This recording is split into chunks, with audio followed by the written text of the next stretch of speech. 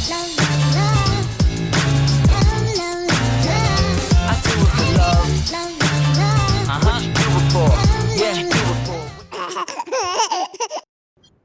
Okay, great. So on today's episode, we have Team Makchic. Now, Makchic is actually a Malaysian-based online parenting site, Jessie, about urban parenting. That's right. On the line today, we are joined by Liana and Najmin from Makchic. Thank you for joining us, ladies. Super excited to have you on the show. And of course, I've been an avid follower of the site as well. For those of you who are not too sure, Makchic is a site for urban parents, Yes. like all of us, cool wannabe parents. And it also talks about all the challenges that Malaysian parents face, from time to time. And I love what you do. I love the content you have. And today we thought it'd be great to speak to you both because you really have your ears on the ground and you're really hearing from parents on a frequent basis as to some of the challenges and the issues they face. So, in your experience, engaging with parents out there, what are some of the key issues that they are facing right now when you're talking about dealing with in laws and extended family members? First of all, thank you for having us, Jessie and Nadia. We're really excited to share our thoughts and stories with you guys. As you know, you might be familiar of Mama Secrets. It's something like a monthly series we run on Makchic's Instagram account. We regularly ask our followers about different topics at a time. And recently we did a sharing session asking what is your biggest parenting challenge? And as you can imagine, a lot of them had a lot to say about their in-laws. Or even their own parents, perhaps? Yes. Yeah, definitely. So it's not limited to just in-laws, parents, their own parents as well. And a lot of them feel some of the challenges, they feel that they get a lot of unsolicited advice from their moms especially. And also it makes them feel inferior about their own parenting style. Yeah, there's a lot of questions around that. Jessie and I were talking about this before the program started. I mean, firstly, a quick shout out to all the extended family members out there. I know that you love our children the way we love our children and we love you. Very often we have situations where we might not be brave enough to tell you that our style of parenting might be a little different from yours, but it doesn't mean that we don't love the children as much as you do. I love how Nadia has put down this disclaimer ever so gently. Disclaimer. So sweet, But I represent the other half of the mothers or parents out there, or even fathers who are like, okay, your mother, your dad, they need to step out of this conversation because, this is our chance to do what we need to do. But yes, I do agree. Many of us live in a very close-knit environment. We've got grandparents who are very much, on the ball. Give them a call; they're there to help and bless them. I mean, we can't really function in this day and age with our jobs and whatever without their help. And so, big shout out! Very very thankful to my in-laws, especially. They're very sweet. But generally speaking, there is this point of friction that very often happens. Now, what would you say through some of the stories that you've heard? Have there been any sort of humorous or funny occurrences or stories that you'd like to share as we keep this conversation a bit light right now? We're trying to be easy. Could I share a personal experience of mine? Not necessarily. Sure. I'm one of those very lucky ones that had a great relationship with my late mother-in-law. So I think that's always where the friction comes from. Usually when you have to deal with mother-in-laws, right? Not so much the father-in-law. So I was very lucky that my mother-in-law was very welcoming, and this is something that she does with everybody that comes into the family. She sat them down and she basically have a conversation about, okay, you're marrying my son. I know he's my son, but these are his strengths and weaknesses. So I hope that you could help him with his weaknesses, but do go into the marriage with, your eyes wide open and knowing all these things about him, which I totally appreciate. And I felt that is something you had that a great head start there. That's like page 1 of the manual. She wrote it for you. She actually had to sit down with you. Let me tell you what you're about to get into. Exactly. say, and I felt like she had my back. Like, yeah, I'm trying to tell you what's up with my son. Maybe he hasn't told you all these things, and I felt that set a very good tone, a good start to the relationship.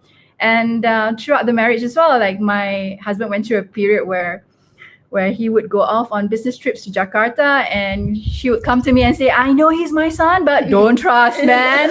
Don't trust him too much. And my husband didn't really appreciate that, but I say, hey, your mom loves me, so that's fine. She's got my back, right? She's got my back, so that's cool. Yeah, so I think it all boils down to communication, having clear communication, and even so her late mother-in-law set expectations on what her own son is like, and I Yeah. think it should be the same with the grandchildren as well. Mm-hmm. It's definitely not easy to have that kind of communication. It's so hard. Like even me, I have a lot of problems going through that.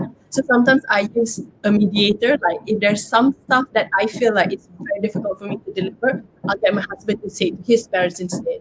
So I'm like, can you tell them that? Yeah. Yeah, Or which brings me to this point. Although I think we can all agree that it does come from a place of love, it's out of love.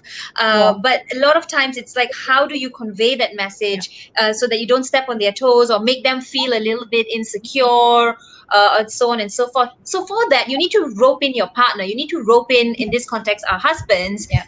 just so that they can have that conversation, and then you're not put in bad light, because mother-in-laws most likely and generally always kind of put the wives or the daughters-in-law in the sort of bad light. I don't know. I think what Liana mentioned early on was important, having that open conversation, having that open communication channel, because you're right, very often mothers in their maternal instinct might think nobody can care for my children better than I can, and I suppose that comes from that matriarchal feeling, less so in terms of the way dads might parent their grandchildren. But I wanted to find out how, in your experience, how do you maintain being on the same side with your spouse? Because I think a lot of friction that I've seen, at least in the families that I've worked with, is when the husband and the wife is not on the same page. So you end up looking, one or the other ends up looking bad, because you've got the in-laws that is taking sides, and then one of the spouse would end up taking sides rather than you being on the same camp. And it feels like a war, like you're fighting this war on your own. You're standing there with your trident and your shield, your kids behind you. I would say choose your battles. Yeah. Yes, especially in the beginning, I was staying between my in-laws place and my parents' place for the first 5 years of our marriage. Yep, same. Yeah, and it was challenging. It was difficult. So I think in the beginning, things will definitely be awkward, will definitely be difficult. But you try and choose your battles. Maybe you can be flexible on sleeping time, for example. But then certain areas like feeding, you can be so strict on it. I agree. Yeah. So even with my husband, we had quite a few arguments, but after a while you can understand each other's reasoning, and you kind of learn to talk it out. So Okay, let's talk extremes.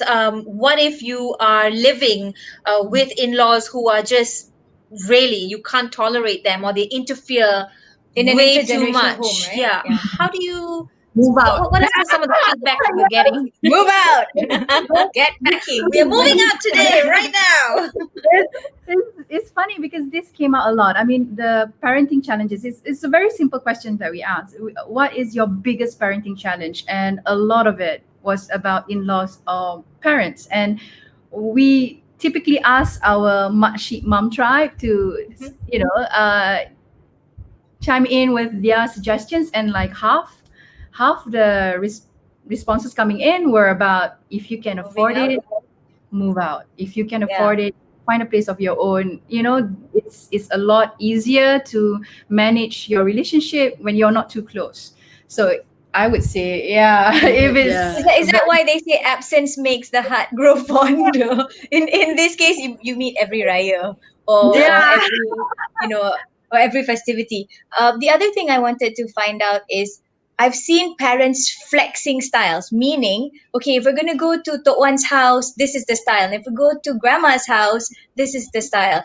And the kids somehow grow with, okay, if I go to this house, I can sleep at 11. But when I'm at that house, I'll have to sleep at 8. And we all know no routine that equals no sleep for us, and it gets very stressful in the house. Does that work for kids, really? I mean, having that dual role, depending on where you are?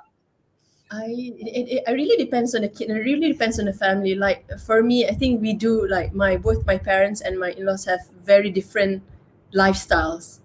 And initially, like I said, it was like really stressful. But then I was like, the way I rationalize it in my head is that, at the end of the day, our children will be exposed to so many types of people, so many types of lifestyles. So, maybe they can start here, start adjusting. Just give them a head start. Home ground. Yeah, so I wanted to go back to the point that both of you were making as well, is that we need to really choose the issues that we want to get involved with. And that's also a fine line. Many parents, amongst themselves as well, may feel a certain way, but then the issues in the house may just escalate and escalate, and out of something small, it just becomes something that you feel, I can't deal with this anymore. So how do you choose those battles? What are the big things, and what are the things that don't matter? Oh. I think it's different for each family. I think you kind of draw the line at different things for different families. So yeah, I think it depends on how, right? And your mental health as well, your mental wellness, the family's wellness. Like if you know that certain areas are just, you would know your family best, you would know your kids best. So I think it really depends on what are the areas that you can cope with, and what are the areas that's like a big no. I think it's important to set boundaries from the start and just stick to it. I think the consistency must be good. It's not because they would always. It's natural when you set boundaries that people will always test it. So I think being consistent is key. And that's you don't confuse the kids, you don't confuse the grandparents. It's not. But then again, it's very different. I think you have to. It's very different for each family. I'm very inflexible about certain things. Yeah. But I see that maybe for you, certain parts are. Based on what you're both saying, and I have to agree, it's pretty much our experience as well. It really depends on what your core values are as a family. There are some things that are your trigger points. There are no-fly zones, and there are other things that are negotiable. Okay, we can flex a little because this is something that you feel is not too critical to be very hard-nosed about. And I think that's also a point of entry, so that the grandparents can feel that they are part of their grandchildren's growing process and upbringing as well. And I think that's also another good place to start to have a bit more harmony there. And of course, we're talking about extreme situations. Let's also still acknowledge the many healthy and wonderful relationships we have for grandparents, whether in-laws, our own parents, in bringing up our kids. I know on my side as well, my in-laws and my parents have been such wonderful grandparents to my kids, raising them in a way that I probably would not have enough time for, or even the energy for at some point. And since this is a very wholesome conversation, I wanted to acknowledge that there are a lot of single parents out there where extended family members, and it could well be your in-laws, are critical to you bringing your child up, because they also become second parents to your child as they grow up. Yeah, and it's also part of their dream, right, to become grandparents at some point or the other. Thank you so much, ladies, Najmin and Liana of Makchic, for joining us on this conversation. We really hope this is the beginning of many more conversations we have as we become the audio-visual to all of the research, the work that you do. Hopefully, we can shout that out on our program here. Where's the manual? As we all navigate through this journey of parenting without any manual. That's so true. So thank you for your time.